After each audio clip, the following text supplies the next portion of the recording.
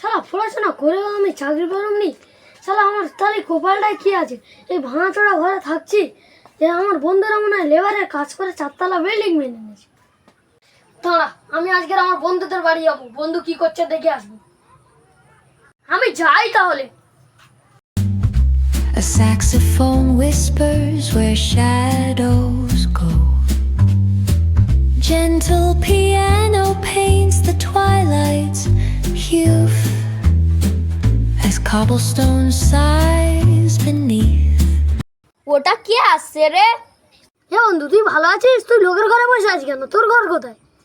এ বন্ধু, এটা তো আমারই ঘর, আয় ভিতরে এসে বস।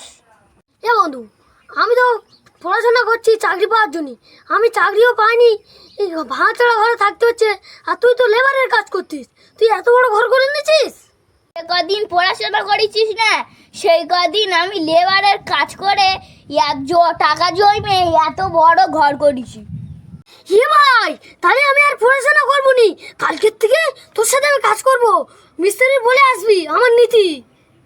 ঠিক আছে ভাই, আমি কালকে মিস্ত্রি বলে তোর কাল থেকে নিয়ে যাবো। হ্যাঁ ঠিক আছে ভাই, আমি কালকের থেকে কাজে যাবো।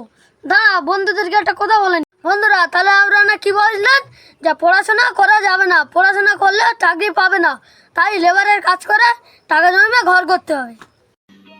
समझ रहे हो समझ रहे हो आप समझ रहे हो ना।